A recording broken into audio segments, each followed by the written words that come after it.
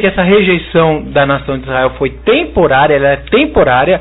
Nós vamos entrar nesses assuntos em programas no futuro, sobre Israel, a igreja, o futuro de Israel, qual o papel da igreja, se Israel e igreja é a mesma coisa.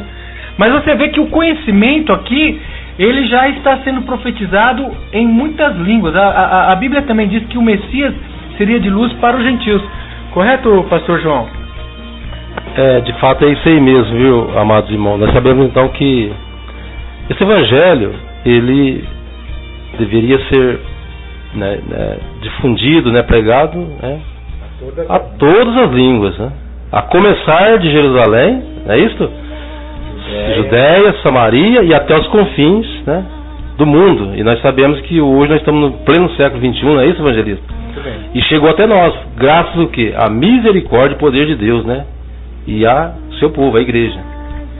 Nós podemos também notar que o apóstolo Paulo, um grande pregador da palavra de Deus, que pregou o evangelho em vários continentes, em vários países, ele não ia pregar o evangelho em hebraico para que ninguém entendesse. Ele mesmo fala em 1 Coríntios, se não me falha a memória, em capítulo 14, que ele importa para ele falar uma palavra na língua que os crentes que estão ouvindo ele possam entender, do que 10.000 palavras em outra língua, e ninguém ser edificado. Então seria da parte de Paulo uma tremenda falta até de educação mandar uma epístola para os coríntios em hebraico. Ele era um conhecedor do grego, ele era conhecedor do latim, porque ele era um cidadão romano, e nós temos provas bíblicas de que Paulo era conhecedor do grego.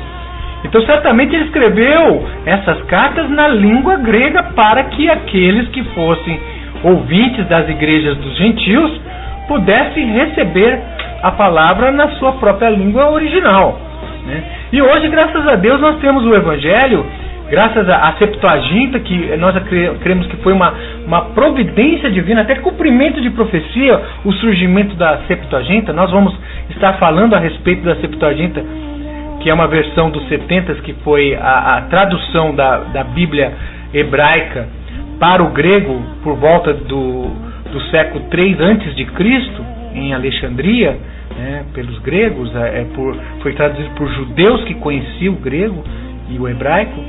E isso foi uma providência divina, porque era necessário que a salvação também fosse conhecida nas línguas originais, e a língua mais conhecida daquela época era o grego. Certo, pastor João? Exatamente, o grego era uma língua, digamos que no tamanho do contexto daquela época, era uma língua universal, como hoje o é o inglês, não é isso? É importante saber, conhecer o inglês hoje, para você ter acesso a certas informações, até mesmo para ter maior facilidade até de emprego, Assim era o grego na época, desde a helenização. O judaísmo em si tinha uma repulsa muito grande pela Grécia, porque a Grécia dominou, houve a profanação lá do tempo de Judas Macabeus, mas a língua grega, ela inquestionavelmente era a língua que predominava a maioria dos continentes como uma língua de cultura, e muito mais rica do que a própria língua hebraica em termos de vogais, em termos de expressões, declinações e fonética. E nesse aspecto, o que aconteceu? Deus providenciou, como nós lemos na profecia, e temos outras profecias que provam de que era da vontade de Deus que o conhecimento da salvação chegasse a todos os povos nas suas próprias línguas. Tanto que, como leu o nosso pastor João em Atos, o derramamento do Espírito Santo não fez com que as pessoas que estavam ali aprendessem o hebraico. Ao contrário, fez com que os apóstolos falassem nas línguas que cada um conhecia, para que entendesse o evangelho nas suas próprias línguas.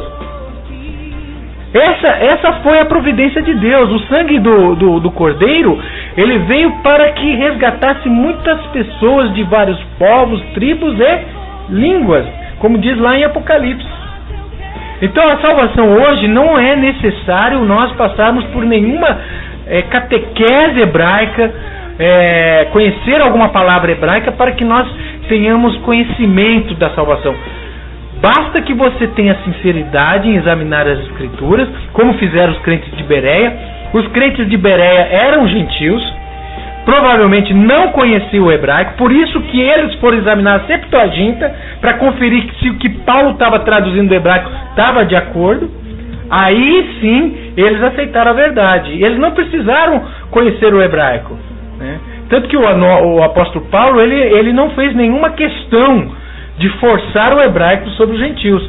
Ele aceitou até o nome dele helenizado, de Saulo, né? Foi para Paulo, que é pequeno em grego. E ele nunca questionou, nunca criticou o fato de terem dado o nome de Paulo em grego para ele. Então não havia essa repulsa da parte de Paulo com respeito à língua grega, né? E ele pregou e escreveu epístolas nessa língua, ensinou o conhecimento de Deus, cumprindo Isaías que diz: a quem se fará conhecer o conhecimento.